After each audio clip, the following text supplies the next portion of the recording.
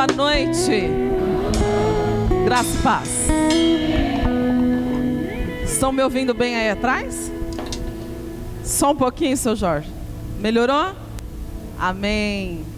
Vocês estão bem? Quem não estiver vai ficar, em nome de Jesus. Tem alguém nos visitando nessa noite? Amém. Que bênção. Mais alguém? Amém. Seja muito bem-vinda em nome de Jesus. Tem mais pessoas? Amém? Amém, queridos. Que a senhora seja muito bem-vinda em nome de Jesus. Amados, antes de nós... deixa eu estender aqui que eu acabei de ganhar. Olha aí sim, né? Olha aí, acabei de ganhar. Aí é show, né, gente?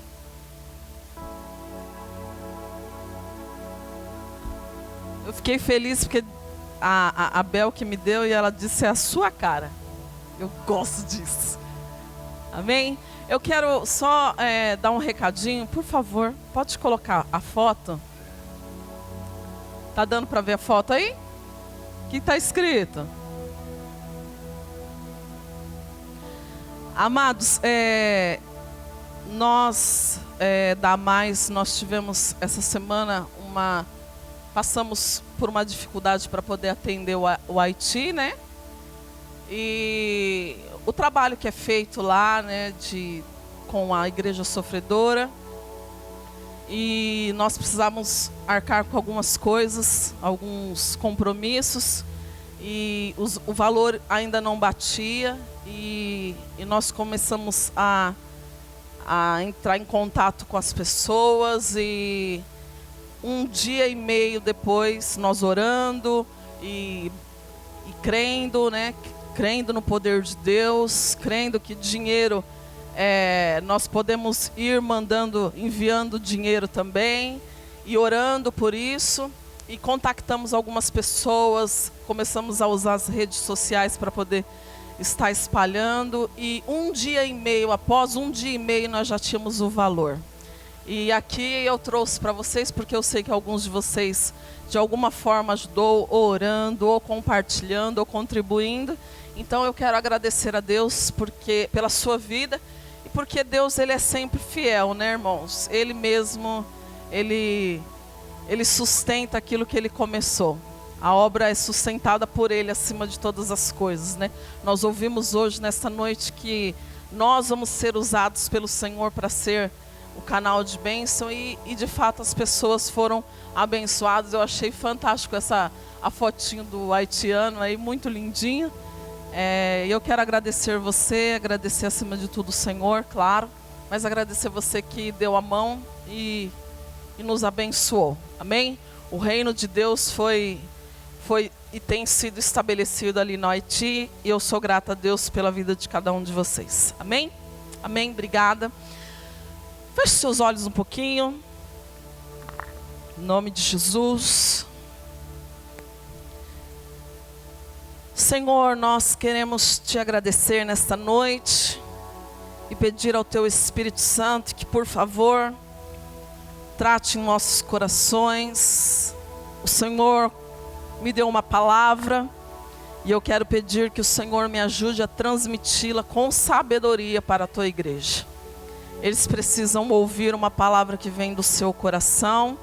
E eu quero pedir, Pai, que o Senhor me dê essa graça de poder transmiti-la nesta noite. Que os corações, como uma terra fértil nesta noite, esteja preparada para receber a tua semente, que é a tua palavra. E que essa semente, Senhor, produza frutos para o teu reino e para a tua glória, em nome de Jesus. Amém? Amados, eu quero ler com vocês o livro de Mateus. Quero compartilhar, conversar com você nessa noite sobre o livro de Mateus, no capítulo 9. Livro de Mateus, capítulo 9. Estava meditando essa semana e orando ao Senhor, e Ele colocou esse versículo, essa história, esse fato no meu coração, e eu quero compartilhar com vocês. O 99. Quem achou, diga eu achei. Amém. Antes de nós lermos, eu sei que algumas pessoas não gostam disso, mas eu gostaria que você fizesse isso para mim nesta noite. É muito importante que quando nós vemos a casa do Senhor, é um tempo que nós não podemos desperdiçá-lo, né? É muito importante que nós estejamos atentos para saber o que Deus quer para nós naquela noite ou naquele dia. E eu gostaria que o que eu vou pedir nesta noite é o modo de nós podermos firmar aquilo que vai ser dito nessa noite. Eu quero que você olhe para o seu irmão e você pergunte para o seu irmão nessa noite, faz parte da mensagem, tá bom? Pergunte para o seu irmão nesta noite, quais são os seus sonhos?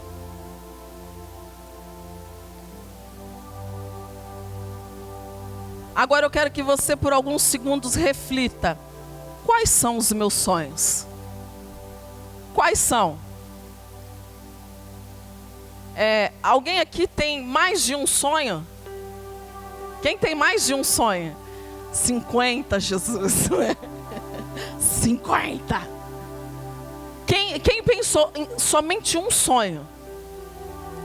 Pensou um apenas? Quem mais? Alguém pensou um apenas? Um. Então é forte o negócio, o manto é forte. Um sonho, então é o sonho, né? Tá bom. Eu quero que você pense sobre isso durante esse tempo que nós vamos estar falando. Tá bom? Amém, queridos? Qual é o seu sonho? Agora, só mais uma pergunta. O sonho que você pensou aí, um deles, tem a ver com você ou com outra pessoa? Quem mais, o sonho teve mais a ver com você? E com outra pessoa? Amém. Tá bom. Vamos ler então em nome de Jesus. O 9 capítulo 9, versículo 9 diz assim: partindo Jesus dali, viu um homem chamado Mateus sentado na coletoria e disse-lhe: segue-me. Ele se levantou e o seguiu. O 10 diz assim: e sucedeu que, estando ele em casa, à mesa, muitos publicanos e pecadores, diga comigo, publicanos, mais forte, irmãos, publicanos e pecadores, vieram e tomaram lugares com Jesus e seus discípulos.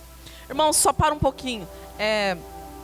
Aqui fala sobre publicanos e pecadores, e eles estavam sentados com Jesus. Se sentaram com Jesus. Essas pessoas, depois eu vou explanar melhor para vocês, mas essas pessoas eram excluídas da sociedade judaica. Eles não eram aceitos. E tinha o porquê disso, claro. Mas vamos pensar junto, como é que Jesus se comportou ou se comportava? O que é que tinha em Jesus para que estes homens se sentissem tão à vontade para se sentar à mesa com Jesus? O que é que tinha no mestre que eles não se sentiam constrangidos? Vamos pensar sobre isso? Bastante pensamentos hoje, não? O 11 diz assim: ora, vendo isto, os fariseus perguntavam aos discípulos: por que come o vosso mestre com os publicanos e pecadores? Mas Jesus, ouvindo, disse: os sãos não precisam de médico, e sim os doentes. Ide, o 13, ide, porém, e aprendei o que significa: misericórdia quero e não holocausto. Diga comigo: misericórdia quero, e não holocaustos. Pois não vim chamar justos, e sim pecadores ao arrependimento. Amém, queridos? Até aí. Esse fato, essa história, esse acontecimento, ele é narrado também nos outros dois evangelhos, no livro de Marcos e no livro de Lucas. Amados, e eu li todos os três, né? Você já deve ter lido também. Por que eu resolvi nesta noite ler o livro, essa história, né? Esse fato no livro de Mateus? Porque eu quis ler, porque esse fato ocorrido, Mateus, ele dá um detalhe diferenciado dos outros dois. Foi o versículo 13, volte aí comigo. O versículo 13 diz assim: ide, porém, e aprendei o que significa misericórdia quero e não o holocausto. Essa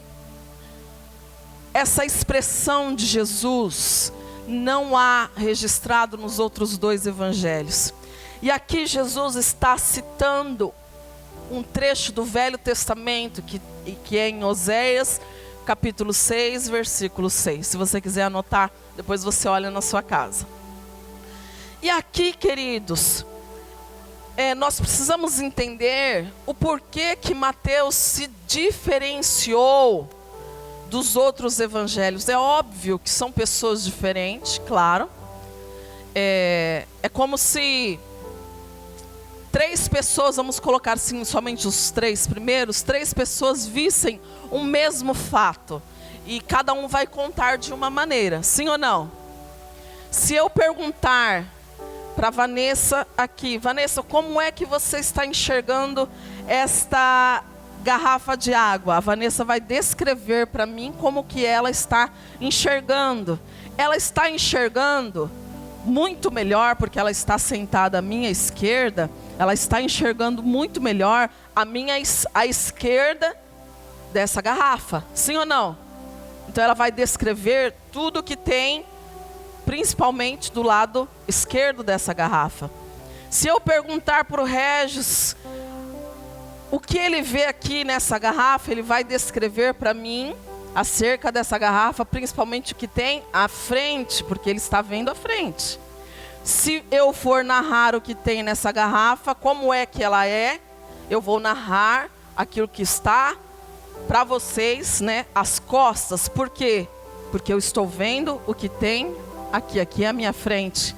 Então eu estou vendo o que tem aqui. Ou seja, nós estamos vendo, os três estão vendo um só objeto, mas cada um vai narrar de uma maneira. Amém, queridos? Amém, amados? Então aqui nós vemos os fatos ocorridos, os feitos do Senhor Jesus. Nós vemos que os evangelhos, principalmente os três primeiros, nós vemos que o evangelho de João é muito mais, um pouco mais diferente, né? Ele narra outras coisas, enfim, tem o porquê também. Mas os três evangelhos primeiros, os três primeiros, eles narram às vezes de uma forma que parece que é diferente, mas porque cada um está entendendo da forma certa, da sua forma certa, a maneira que ele vê aquele evangelho, a maneira que ele vê o ocorrido. Por que eu estou falando sobre isso? Mateus, ele enxergava de uma forma, por isso que ele escrevia dessa forma. Mas também tem um outro porém, tem algumas considerações no livro de Mateus que nós precisamos entender para poder entender melhor isso, para entender e entender. O livro de Mateus foi escrito especialmente para os judeus. Logo, Mateus, ele tinha uma intenção de informar aos judeus que o Messias havia vindo através da pessoa do Senhor Jesus. Os judeus conheciam todo o Velho Testamento, então Mateus com sabedoria, porque estava querendo endereçar este livro para poder alcançar os judeus. Com toda a sabedoria, ele começa a narrar vários trechos e profecias do Velho Testamento. Você deve ter lido a palavra de Deus em Mateus, que ele começa com o que? O primeiro capítulo, irmãos? O primeiro capítulo começa com o que? Oi? Começa com genealogia. Para os judeus, a genealogia é algo importantíssimo, porque fala sobre a sua origem. E fala que não somente da sua origem, mas fala também sobre a trajetória, a linhagem dele, que não teve mistura com outros povos. Então, para o judeu é muito importante a genealogia. E Mateus, com sabedoria, o que ele começa? Ele começa com a genealogia. E o que ele faz? Como ele quer mostrar para os judeus que Jesus veio da linhagem real, que Jesus tinha uma linhagem judaica, que ele era um judeu, fugiu a palavra, um judeu autêntico, exatamente, a Pro me falou, hein? Um judeu autêntico. Ele começa então com a genealogia, e ele mostra a linhagem do Senhor Jesus. Por quê? Porque ele tinha um objetivo. Ele queria mostrar para os judeus que Jesus era o Messias. Irmãos, se você pegar o livro de Mateus, você vai ver que existem mais de 50 citações que Mateus faz do Velho Testamento. E ele pega profecias do Velho Testamento e cita no seu livro. Por quê? Porque ele tinha um objetivo. Amém, irmãos? Ele tinha um objetivo. Ele queria alcançar esses judeus para que eles pudessem entender que Jesus era o Senhor, que Jesus era o Messias. Até aí tranquilo, irmãos? Entenderam o livro, mais ou menos o livro de Mateus? Amém, Jesus? Amém? Queridos, vamos entender agora junto comigo o livro que nós lemos e o capítulo que nós lemos anteriormente. O capítulo 9 e o versículo 10 e também o versículo 11, tem duas classes de pessoas aqui que eu quero falar com vocês. O versículo 10 diz assim: e sucedeu que, estando ele em casa à mesa com muitos publicanos e pecadores. Os publicanos, quem eram essa classe de publicanos? Os publicanos, alguém sabe quem eram os publicanos? Quem sabe? Quem mais? Amém. Amados, os publicanos, eles eram basicamente judeus contratados, e Mateus era um deles, judeu genuíno, contratado pelo Império Romano para poder cobrar impostos dos outros judeus. Esses coletores de impostos, no caso aqui Mateus, eles muitas vezes extorquiam mais dinheiro além do que era devido, e eles se beneficiavam desses impostos. Então eles enriqueciam através dos impostos. E os judeus olhavam isso como uma traição, porque eles estavam cobrando impostos da sua própria raça. Então eles eram assim odiados pelos judeus. Por isso, aqui nós vemos que a indagação dos fariseus acerca daquilo que Jesus estava fazendo. Jesus estava sentado com os publicanos e pecadores. Eles eram um nome que eles colocavam para aqueles que não observavam as leis de Moisés. E aqui Jesus, ele estava sentado à mesa com esse tipo de pessoa, com pessoas que para os judeus eles eram pessoas vis, eram pessoas que não prestavam, que não valiam nada. E Jesus estava sentado com essas pessoas. E o que eu acho muito interessante nesta noite, eu quero compartilhar com vocês. O que me chamou a atenção nesse texto foi o versículo 13, que diz assim: Jesus respondendo a tudo isso, essa indagação, essas perguntas, Jesus diz assim: ide, porém, e aprendei. Aprenda o que significa misericórdia. Nós já ouvimos falar aqui, quem se lembra da pastora Andréia dizendo o que é misericórdia? Vocês lembram o que é misericórdia? O que é misericórdia? Ninguém lembra? É pegar o miserável e colocar no coração. E aqui Jesus estava dizendo, não só para aqueles homens, mas estava dizendo para os seus discípulos, porque os discípulos estavam com Jesus. E o que a resposta para essa pergunta que os fariseus fazem, a resposta, Jesus diz assim: o que eu quero é misericórdia. Quantos discípulos nós temos aqui nessa noite de Jesus? Amém. A resposta de Jesus para nós, a resposta de Jesus para nós também nos dias de hoje é: o que eu quero misericórdia. Eu quero que você pegue o miserável e coloque no meu coração, e coloque no seu coração. O que é uma pessoa miserável? Essas pessoas aqui estavam sendo consideradas como miseráveis, sim ou não? Sim. E o que Jesus estava falando? Eu quero que você, que já experimentou o que é misericórdia, tenha misericórdia de outras pessoas. Essas pessoas vis, essas pessoas pecadoras, essas pessoas que vocês não têm, para vocês não tem valor, eu quero que vocês tenham misericórdia. O que Jesus estava falando para os fariseus? Vocês conhecem toda a lei, mas vocês não têm misericórdia. Olhe para o seu irmão e diga assim: nós precisamos ter misericórdia. Nós ouvimos aqui nesta noite falar sobre dar frutos, amém? Nós ouvimos aqui nesta noite que uma hora nós precisamos dar frutos.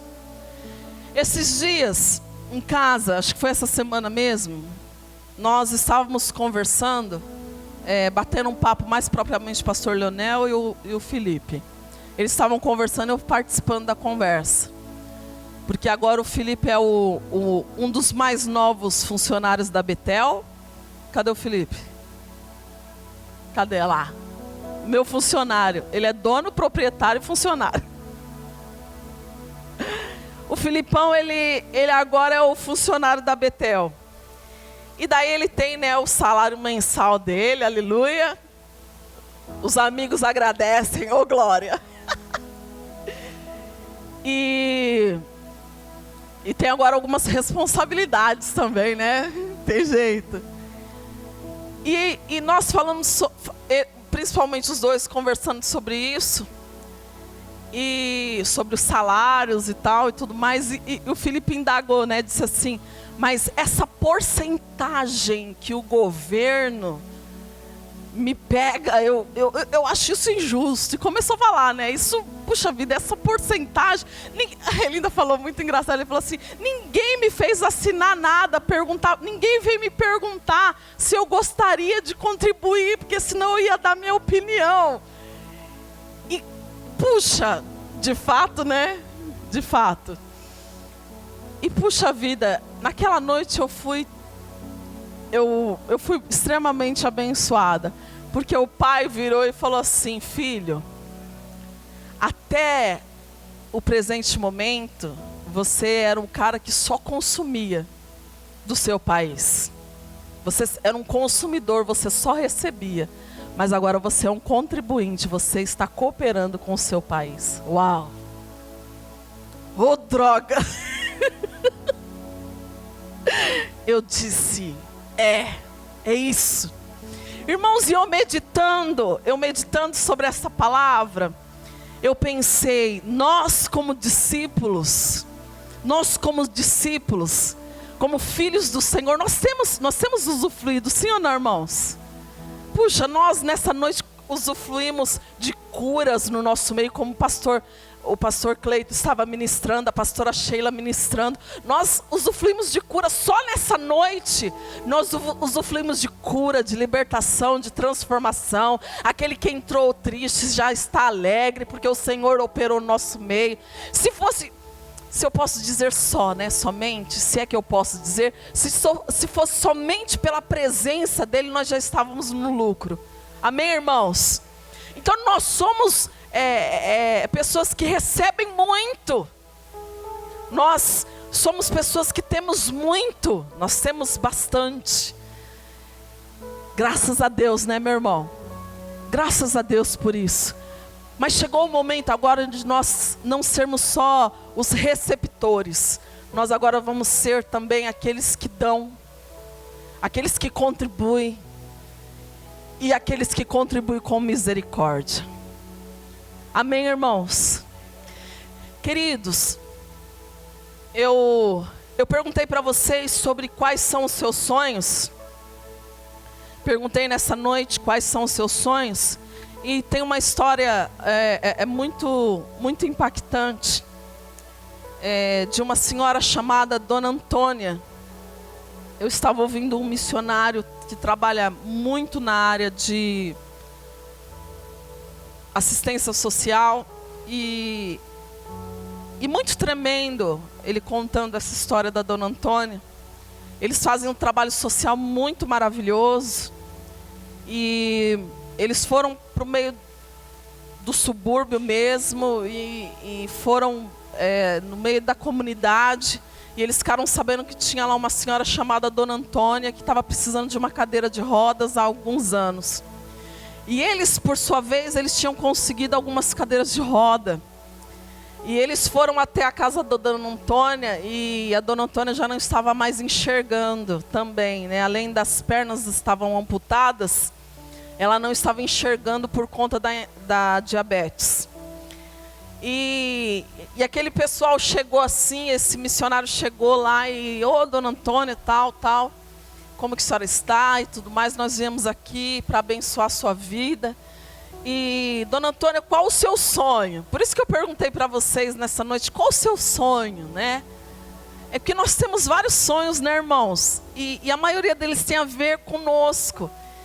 E a Dona Antônia disse assim, olha, o meu maior sonho hoje, eu tenho dois sonhos. Um dos meus sonhos é ter a cadeira de rodas, porque para eu poder sair para fora, porque faz 9 anos que eu não saio para fora tomar um sol. Olha só, irmãos, queria tomar um sol. Ela queria tomar um sol. E esse é um sonho que eu tenho há 9 anos, porque eu não saio mais para fora, né? Por conta da diabetes eu tive que amputar e tal. E ela contando a história dela. Tá bom, Dona Antônia, eu quero dizer para a senhora hoje que nós trouxemos a cadeira de roda para a senhora vai tomar o sol. Mas e qual é o seu segundo sonho, o segundo maior sonho que a senhora tem? E ela disse assim,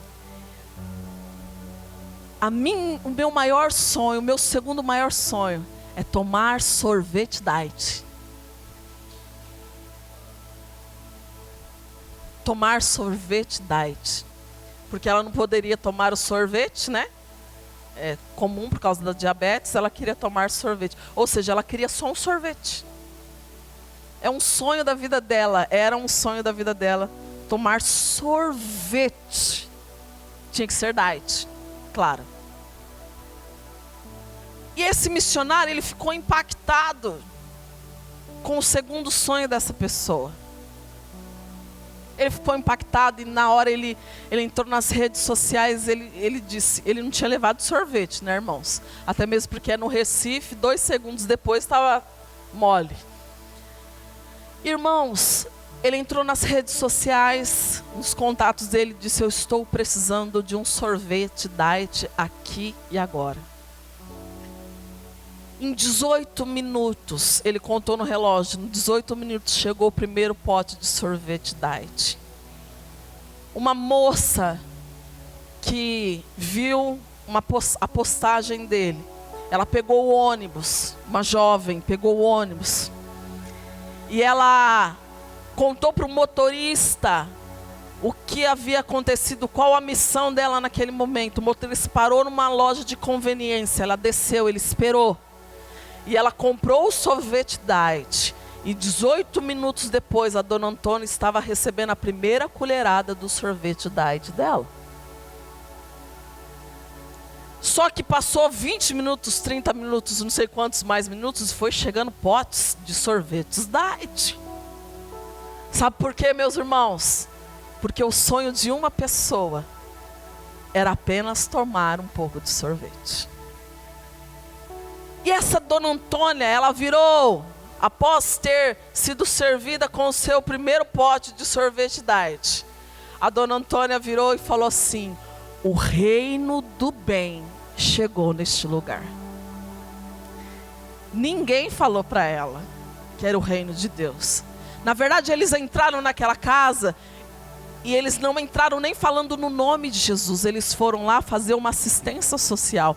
E a dona Antônia entendeu que após receber o sorvete diet dela, o reino do bem havia chegado naquela casa. Irmãos, por que eu estou dizendo isso para você? Amados, nós entendemos nos dias atuais que as pessoas vão ver Jesus na nossa vida através das nossas ações. Aquilo que nós estamos correspondendo nos dias atuais, como que nós estamos correspondendo a aquilo que a sociedade está precisando? Vou contar mais uma história para vocês. Esse mesmo missionário, ele tinha uma,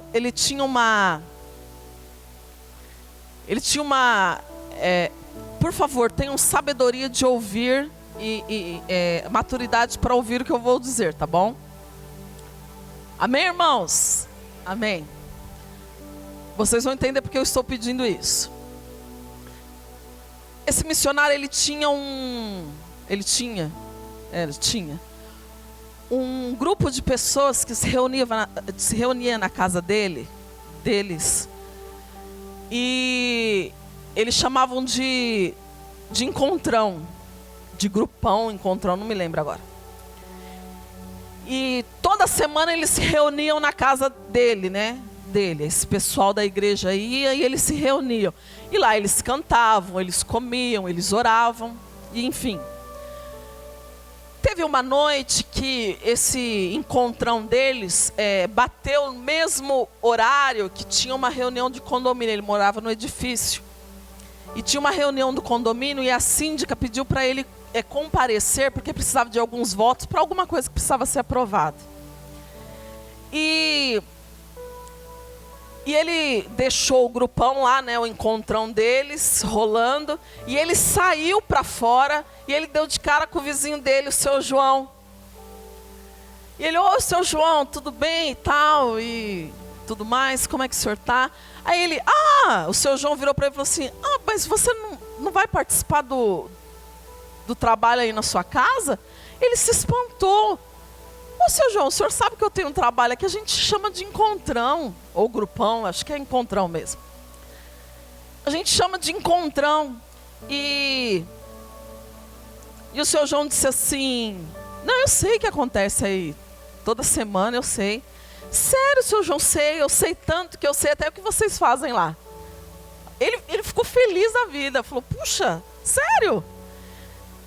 E o seu João falou assim: olha, aí vocês, toda semana vocês cantam, vocês oram por pessoas que vocês nem sabem, vocês comem junto, e cada dia que passa vocês crescem bastante, vem mais gente. Puxa vida, aquele missionário ficou feliz demais, falou: uau, ele sabe. E ele disse: seu João, o senhor sabe até o que a gente faz, então vem participar com a gente, seu João. E o seu João virou para ele e falou assim: eu jamais participaria com vocês.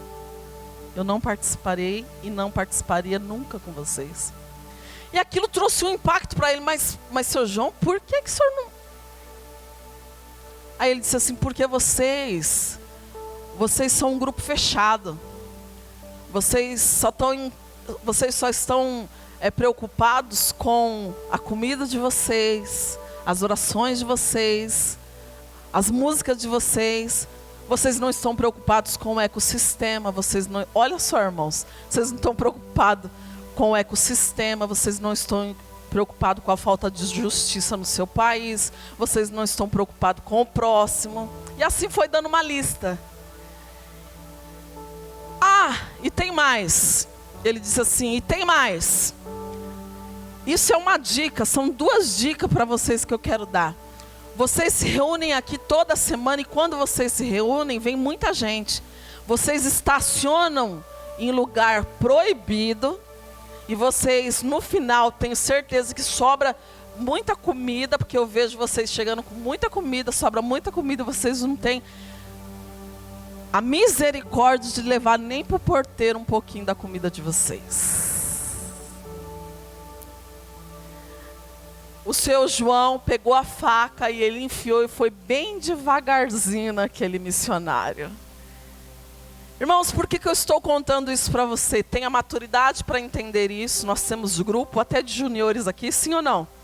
Sim ou não, irmãos? Vocês estão aqui? Amém? Nós temos grupo com jovens, pessoas que se reúnem. E eu entendo muito bem, eu sei que você entende, que nesses grupos nós podemos ser despertados, aquele jovem ou aquela criança que tem os seus dons, cada um tem o seu dom e vai ser despertado, e isso é maravilhoso, amém, irmãos? Mas essa história mexeu muito comigo, porque às vezes nós estamos no nosso contexto de vida todos os dias, e nós não estamos preocupados. Irmãos, como igreja, nós precisamos nos preocupar ou não com o ecossistema? Sim, irmãos, nós precisamos nos preocupar. Como igreja, nós precisamos nos preocupar com a justiça do nosso país? Sim, irmãos, nós precisamos, na verdade, nós precisamos ser os agentes que traz a justiça de Deus para essa terra. Amém, irmãos? Nós precisamos ser os agentes que trazem sorvete diets para aqueles que precisam de sorvete diets. Irmãos, basicamente eu vim te dizer nessa noite, e nos dizer nessa noite, que nós precisamos ser uma igreja, filhos do Senhor, que estão sim no monte, que vivem no monte, mas também que descem ao vale. Nós precisamos ser uma igreja que ore. O que é ser uma igreja que é de monte? Uma igreja de oração. Uma igreja que é incansável em oração. Que tem intimidade com Deus. Que busca a face do Senhor todos os dias. Que tem intimidade com a palavra. Uma igreja que saiba adorar ao Senhor. Que saiba buscar o Senhor. Que faça isso todos os dias. E que uma igreja que tenha o Senhor como primeiro da sua vida. Nós precisamos disso. Amém, irmãos? Isso é uma igreja de monte. Uma igreja que está no monte, está em Deus, está buscando. Mas nós precisamos ser uma igreja que desce ao vale.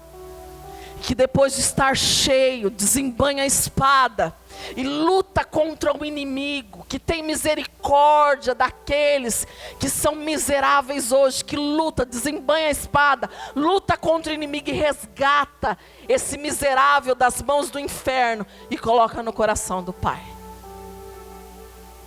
Nós precisamos ser uma igreja, queridos, que tem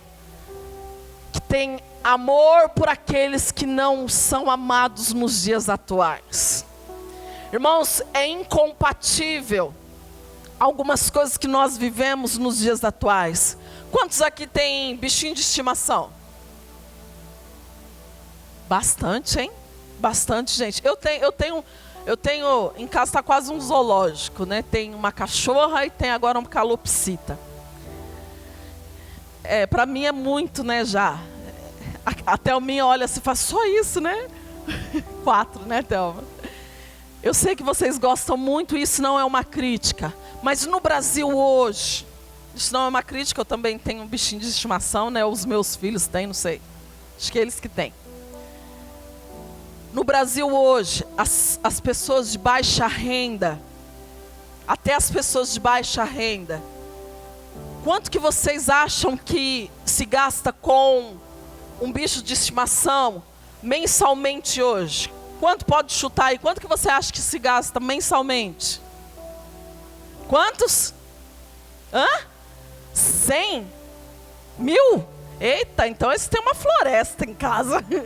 Zoológico mesmo. Não, brincadeira, mas tem gente que gasta mesmo. Mas em média, são R$200. É muito ou é pouco? Muito ou pouco, irmãos? Para quem ganha um salário mínimo hoje, o salário mínimo está quanto? 900 e pouquinho, né? 924 propriamente dito.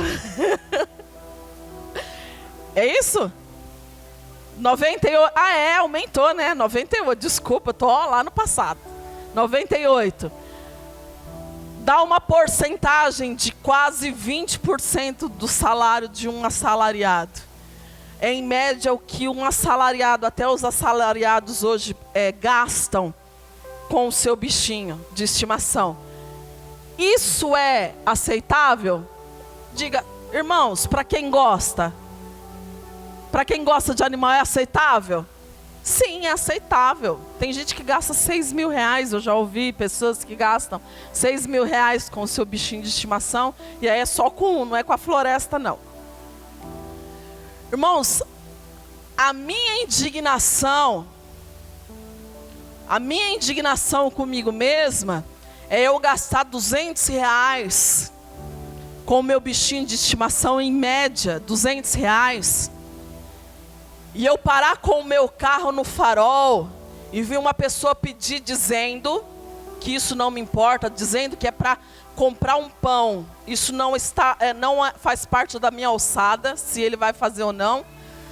Mas uma pessoa pedindo 5 centavos e eu ter uma resposta na minha boca dizendo assim, não vou dar, porque ele vai usar droga. Eu estou falando de R$200 comparando com 5 centavos. Irmãos, eu não entendo um coração de um cristão quando o Senhor diz para nós que o que Ele quer é o quê? Misericórdia. Irmãos, quando um ser humano me pede 5 centavos, dizendo, eu não quero entrar nesse mérito, mas dizendo que é para fome, que está com fome, eu olhar isso e não ter misericórdia, e não dar 5 centavos, tem alguma coisa de errado conosco. Tem alguma coisa de errado comigo, irmãos. Eu entendo que se você parar no farol, dependendo do farol, você abrir a sua janela, talvez alguns dizem assim, puxa vida, mas se eu for assaltado, irmãos, eu entendo tudo isso. Eu passo pelo mesmo que vocês. Mas, irmãos, eu estou falando de um coração misericordioso. E nós temos resposta na língua. Eu não entendo, irmãos, uma igreja que passa por uma mãe. Esses dias eu passando no calçadão de Osasco, e uma mãe com gêmeos, que tinha meses ali pedindo esmola. E nós como igreja, nós temos a coragem de passar por essas pessoas e nós simplesmente julgarmos essas pessoas. Irmãos, isso não é misericórdia. Nós temos resposta na língua para dizer o porquê que eu não estou dando. Nós nos convencemos. Eu não estou dando, aleluia, porque esse daí é um profissional. É assim ou não é, irmãos? Eu não estou dando porque eu não quero que ele use droga com o meu dinheiro. Eu não posso contribuir com isso, eu não posso participar disso. Irmãos, isso não é misericórdia. E nós estamos tão acostumados, Irmãos, o que é que nos faz chorar nos dias atuais? É a falta de emprego, é a falta do dinheiro, é a falta do pão, a falta do quê? Irmãos, nos dias atuais nós não conseguimos chorar com as pessoas que estão vivendo uma vida miserável. Essas são as pessoas miseráveis que precisam de misericórdia. Mas nós não conseguimos sentir compaixão dessas pessoas. Sabe por quê, irmãos? Porque nós estamos muitas vezes cauterizados. Porque nós estamos vivendo a nossa própria vontade, o meu eu, o meu mundo, a minha vida. E nós nos acostumamos com a miséria das pessoas, irmãos.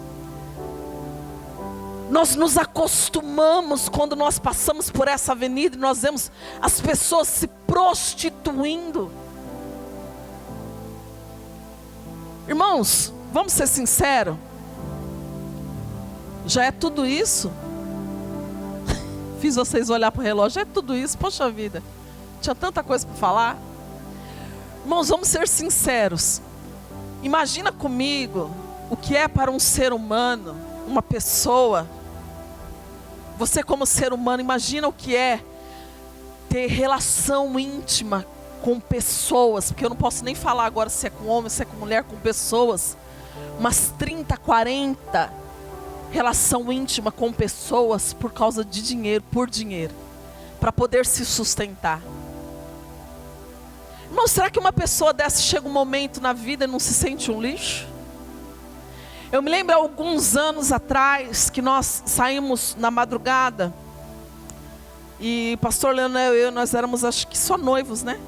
Só noivos, apenas noivos. E nós saímos na madrugada para evangelizar e lançar folheto e tudo mais. Irmãos, e ele entregou um folheto para uma moça que estava ali na esquina se prostituindo. Eu entreguei para uma e ele entregou para uma outra. Aquela moça, ela não conseguiu receber o folheto. Ela saiu chorando. Ela chorou e foi embora. E quanto mais a gente tentava ir atrás dela, ela saía chorando, foi embora. E a amiga de trabalho naquela noite, aquela moça disse assim para nós: olha, ela não vai atrás dela não, porque ela não vai receber, porque ela era cristã. Ela era evangélica também. Irmãos, o que é que faz uma pessoa se afastar do reino de Deus? Isso não nos cabe saber o porquê. Nosso país hoje tem mais de 40 milhões de desviados. Fora os desigrejados, temos mais de 40 milhões de pessoas que pode ter estado aqui conosco e por um motivo ou outro ele saiu da presença do Senhor. Irmãos, ele pode ter passado por mim, por você, ele pode ter sido seu discípulo ou meu discípulo. E irmãos, de nós encontramos essas pessoas. Eu já tive essa infelicidade de ir, isso não é um julgamento, ir na casa de algumas pessoas fazer visita, que eram cristãs. E irmãos, é uma vergonha tão grande, porque a pessoa disse assim para nós uma vez: olha, eu nunca mais volto para lá, para a igreja. Sabe por quê? Porque o pessoal que eram meus irmãos, que me abraçavam e me beijavam, hoje me encontra na rua e não fala nenhum bom dia. Irmão, se tem alguma coisa de errado com a gente. Eu me lembro que uma dessas vezes, o pastor Leonel, no final, ele disse assim: eu quero pedir perdão para você em nome da igreja. E não é igreja aqui, é igreja, contexto igreja. Porque eu, com este irmão, com esses irmãos, eu pequei contra você. Eu pequei. Irmãos, tem alguma coisa de errado no século atual com a igreja. Nós lemos aqui, eu já disse isso para vocês algumas vezes. Nós lemos aqui Um homem que ele tinha acabado de se converter. E ele faz uma festa, ele chama Jesus, ele faz uma festa. Ele está tão feliz que ele faz uma festa. E ele chama as pessoas mais miseráveis daquela época. Ele chama as pessoas mais indesejáveis daquela época. E Jesus, com o teu amor tão imenso, com a sua graça, com a sua presença, com a sua misericórdia, Jesus consegue atrair o coração daquelas pessoas, de maneira que eles se sentem à vontade, eles se sentem à vontade e permanecem naquele lugar, porque Jesus estava ali. Irmãos, eu digo assim agora por mim, tem alguma coisa de errado, irmãos? Tem alguma coisa de errado? Eu não posso viver que se o Senhor me der 60 anos, eu não posso viver 60 anos pensando só em mim, irmão. Se você pega a igreja, eu amo o livro de Atos, e não é porque eu vejo meus irmãos sofrendo, é porque eu vejo uma igreja viva, uma igreja que compartilha amor, uma igreja que tem vida e que compartilha vida, uma igreja que entende, assim como Mateus, eu entendi, eu tenho ele agora eu preciso partilhar. Eu preciso partilhar ele. É como aqueles discípulos que iam entrar no templo e ver lá o paralítico lá, e ele fala assim: olha, eu não tenho prata, eu não tenho ouro, mas ele faz assim, olha.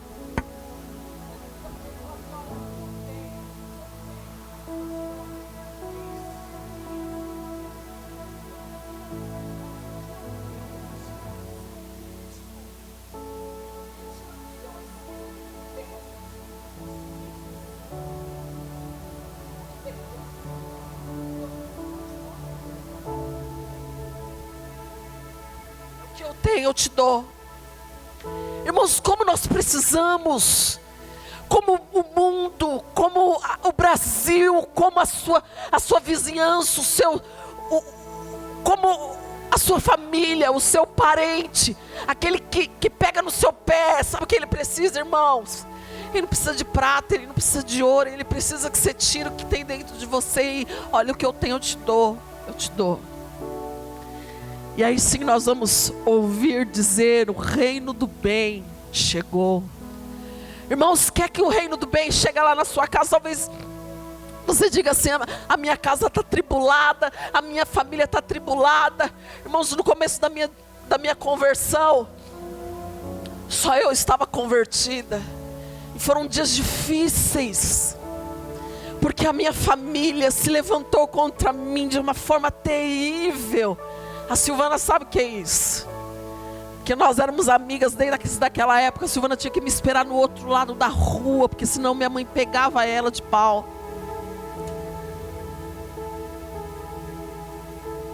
Irmãos, eu não trabalhava na época, eu ainda era adolescente, não trabalhava ainda. E o meu irmão se levantou contra mim de uma forma terrível. E aí quem levantasse primeiro ia ficar, se eu levantasse primeiro, acordasse primeiro, eu ligava o rádio, ele tinha que ouvir o dia inteiro os meus louvores. Mas se ele acordasse primeiro, irmãos, eu tinha que ouvir as porcariadas dele o dia inteiro. O dia que eu fui me batizar, fui descer as águas, eu não tinha minha mãe lá, eu não tinha minha família lá. Sabe por quê, irmãos? Porque o Senhor tinha me escolhido como porta e eu não tinha o direito de recuar. Naquele dia chegou um tio meu e minha mãe falou assim, e perguntou de mim, minha mãe disse assim: foi ali tomar um banho, dizendo que é crente agora. Houveram reuniões de irmãs minhas para poder falar mal de mim, que eu estava virando fanática, estava louca. Mas, irmãos, eu tinha um rei dentro de mim, eu tinha um fervor dentro de mim. Eu tinha um leão que queria sair para fora, irmãos.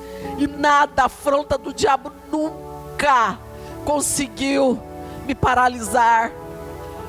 Hoje eu tenho irmãs minhas que são pastoras, são líderes, porque eu não tinha prata, irmãos, eu não tinha ouro não, mas o que eu tinha eu dei.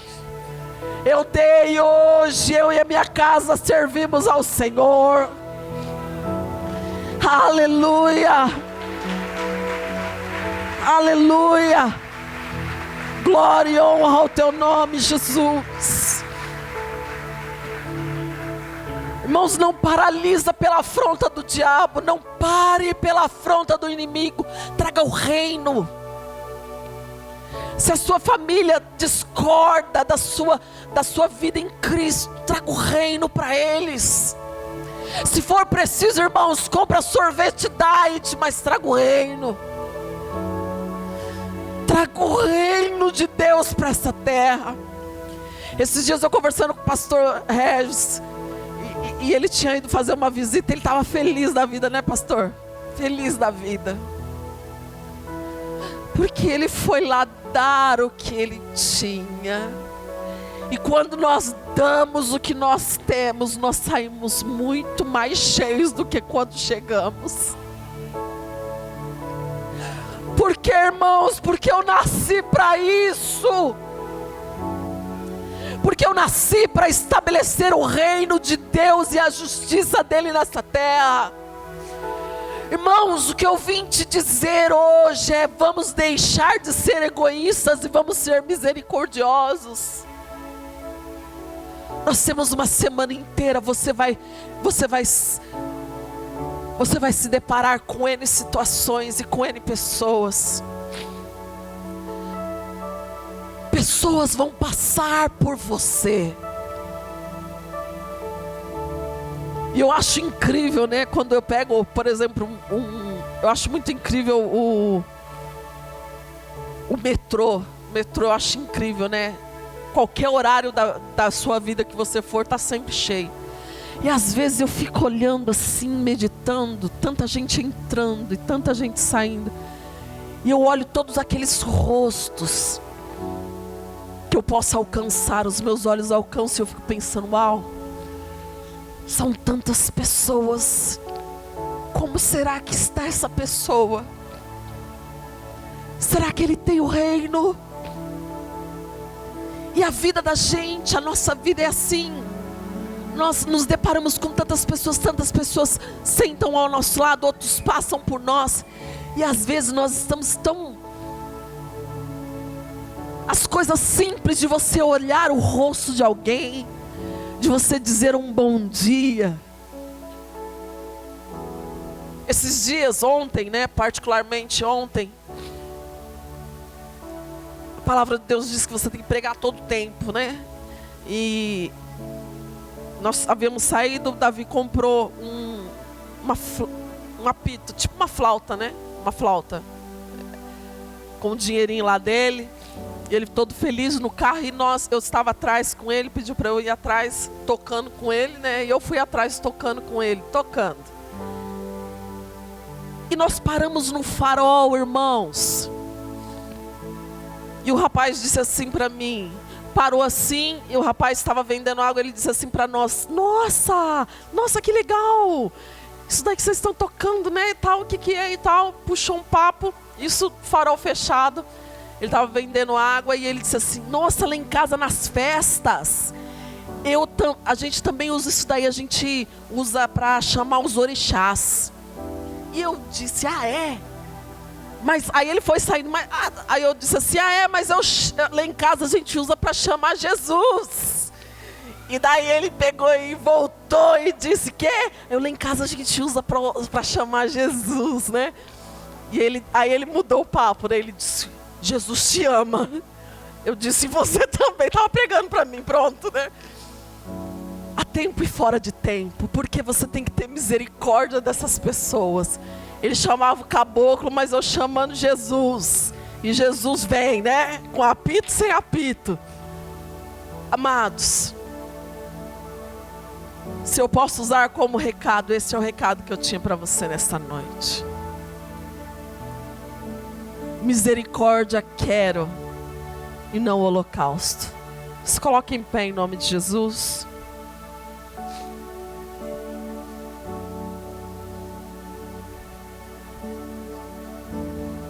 Hoje nós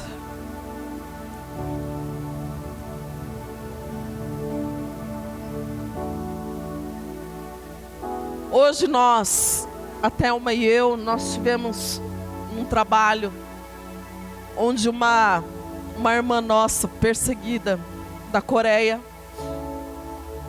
do Norte, ela veio contar o testemunho dela. E nós estivemos com ela e ela contou o testemunho dela. Ela já não mora mais, né? Óbvio, né, Dileuza? Na Coreia do Norte. E ela contou um pouco sobre o testemunho dela e ela perdeu o esposo dentro de por amor a Jesus, né? Ele foi levado à prisão, e a prisão da Coreia do Norte é desumano, né? A situação lá é desumano. Se você não conhece, você precisa ler sobre isso. As prisões têm trabalhos forçados, mas forçado mesmo. Tem tortura. Para vocês terem uma ideia, ela contando para nós que numa das prisões que ela também esteve, tinha uma placa dizendo assim: não tente fugir, isso é suicídio. Porque eles matam mesmo, né? E o marido dela foi pego pregando o evangelho para as outras pessoas, foi preso por amor a Jesus e foi morto por causa disso. Eles torturaram até uma hora que, depois de 6 meses, ele não aguentou mais e veio a falecer. E ela foi presa também por algumas vezes, tentou fugir para a China, fugiu 3 vezes para a China, mas foi recapturada, levada de volta para a Coreia do Norte. E uma dessas voltas dela, né, que foi capturada, ela foi presa e teve que ficar por 3 anos. 3 anos detida, né, nesse trabalho, nesse campo de trabalho forçados. E como eles sabiam que ela era cristã, ela era torturada frequentemente. Ela conta, ela é uma norte-coreana desse tamaninho assim, e ela conta que muitas vezes eles colocavam uma tábua nas pernas dela assim, e eles batiam com toda a força assim nas pernas dela. Ela contando, é muito forte, né? O testemunho dela é muito forte. E ela começou a orar ao Senhor, porque ela conta várias coisas tremendas, né, que Deus fez através da vida dela e na vida dela. E ela queria continuar o legado do marido dela, de ministrar a palavra dentro dos presídios. E Deus foi levantando ela naquele lugar, enquanto estava presa, levantando para ministrar a palavra. E ela começou a ministrar a palavra de Deus para as pessoas. E ela teve um tempo que ela começou a falar: Senhor, como é que eu posso ministrar a palavra? Como que eu posso? Porque eles não podem ser pegos falando, né? E ela disse: como eu posso expressar o reino de Deus aqui na prisão? Irmãos, isso é fantástico. Isso é tremendo demais. Todo detento por dia recebia um bolinho de milho amassadinho. Um bolinho por dia. Um bolinho amassadinho. Todo detento. Na cela que ela foi jogada, ela tinha, era para 50 pessoas, comportava 50. Eles estavam em mais de 150 pessoas, 200 pessoas. Ela contando que eles não podiam dormir nem sentado, eles tinham que dormir de pé, porque não tinha lugar para ficar. E a estratégia que o Senhor deu para ela foi: pegue o seu bolinho. Você quer expressar o reino? Use o seu bolinho, é o que você tem. O seu único bolinho. E ela pegou aquele bolinho, Regis, e ela começou a dividir com as pessoas. O seu único bolinho diário. Ela começou a dividir com as pessoas. E as pessoas foram sendo alcançadas por causa do bolinho. Isso é misericórdia. Isso é misericórdia. Isso é entender o que é o reino.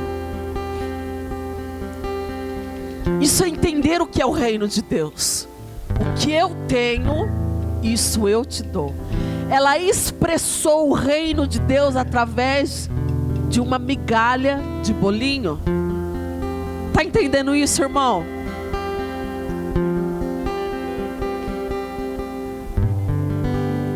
Chegou um momento que as pessoas foram se convertendo por causa do Senhor do bolinho. E aí, irmãos, ela tinha que cultuar o Senhor. Começou a pedir ao Senhor: Senhor, me dá um lugar para a gente poder nos dar uma estratégia para nós adorarmos juntos. Como adorar, irmãos, num lugar onde que é proibido pregar o Evangelho, onde você leva surras e surras por pregar o Evangelho. Como que se reunir? E lá tinha um banheiro que ela fala que a situação era tão precária que quando eles entravam, os olhos deles ardiam por causa da urina, do fedor de urina. E o Senhor disse para ela: vá para o banheiro. E lá eles faziam cultos de adoração ao Senhor.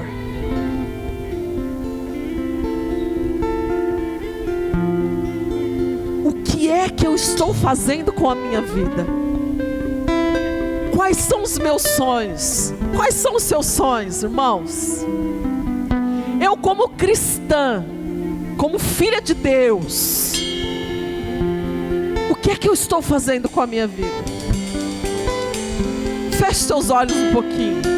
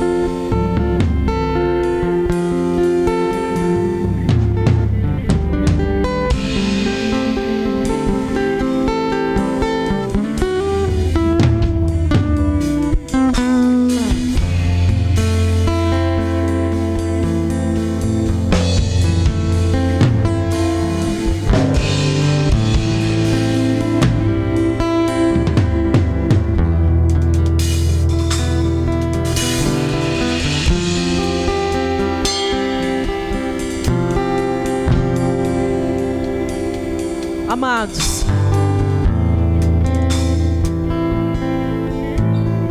nesta noite, eu gostaria de orar com vocês. E a minha oração junto com vocês, tem o pastor Cleito com certeza conhece, tem aquela canção do Judson, Usa-me. Eu gostaria que nós orássemos essa canção. Eu não quero me prolongar, eu só quero orar com esta canção. Eu não sei qual é o impacto que tem na sua vida ouvir sobre isso. Eu sei que tem pessoas que respiram isso. Eu sei que tem pessoas que querem isso. Irmãos, eu particularmente, Edileus, eu não quero ser uma igreja na cidade. Eu quero ser uma igreja para a cidade. Para a cidade.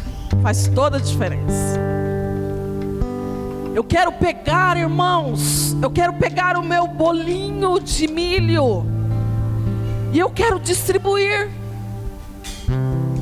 E eu quero que eu não quero precisar dizer o reino chegou. Eu quero que as pessoas vejam: o reino chegou. Eu quero que eles digam: o reino chegou. Irmãos, que o Senhor nos ajude a não ser somente mais uma igreja na cidade, mas nos ajude a ser um agente transformador nessa cidade. Essa canção ela diz assim: aqui estão os meus sonhos, estão as minhas mãos, estão os meus pés. Essa vai ser a nossa oração hoje, para você que quer. Se você quiser fazer esta oração de joelhos, faça essa oração. Se você quiser se ajoelhar nessa noite e dizer: Senhor, aqui estão os meus sonhos, aqui estão as minhas mãos, aqui estão os meus pés. Se você olhou para você nessa noite e viu que você está incompatível ainda, irmãos, se você olhou nessa noite, talvez viu: eu só sou uma igreja de monte. Talvez você olhe assim nessa noite, irmãos, e fale: eu preciso descer no vale, eu preciso desembanhar a minha espada, eu preciso lutar contra o inferno e pegar os miseráveis e colocar no coração do Pai. Nesta noite, irmãos, faça essa oração em nome de Jesus. Eu ofereço a Ti os meus ombros para conduzir Tua arca pelas nações, pelas nações.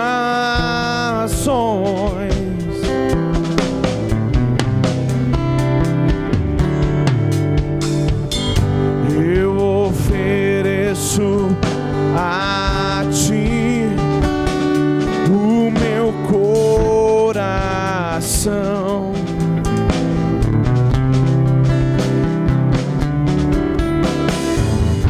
para que Tu enchas com Tua compaixão pelos que perecem.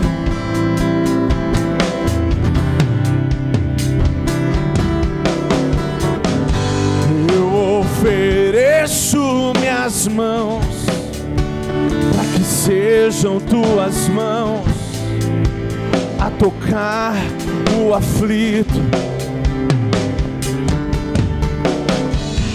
Eu ofereço os meus pés para serem os Teus pés, para correr pelas nações, anunciando Seu nome,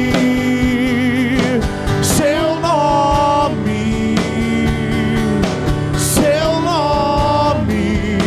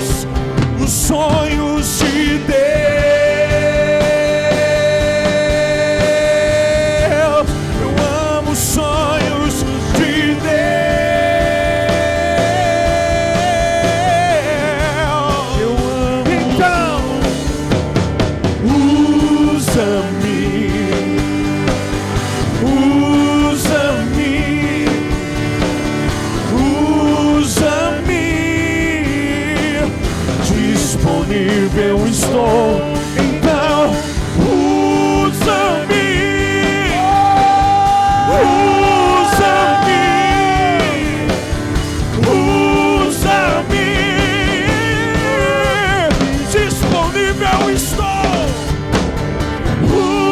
Usa-me, usa-me,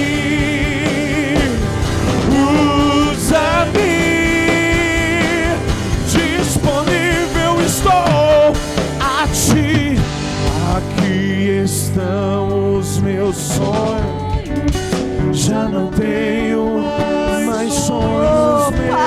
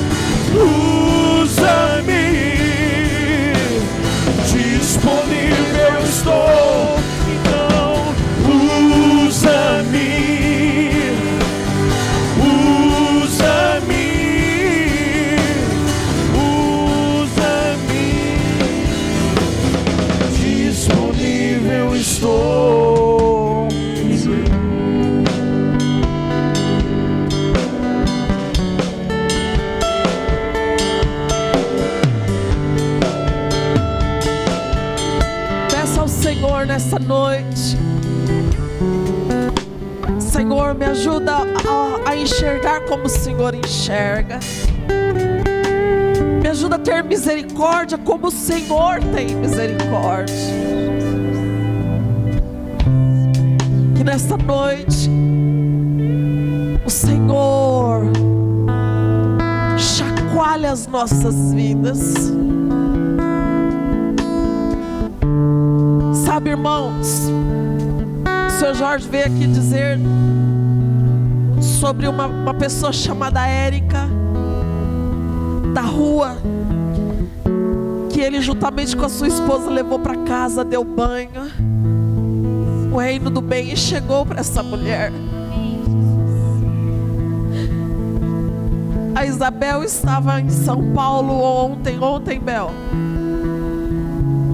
e ela abordou um ser humano miserável na rua, que era miserável, um muçulmano, irmãos, que era miserável, mas que agora é filho de Deus. O reino do bem chegou para essa pessoa. Essa semana você vai ter pessoas que vão passar pela sua vida. Que o reino do bem, que o reino de Deus seja estabelecido em cada uma delas através de nós. Vamos aplaudir o Senhor em nome de Jesus.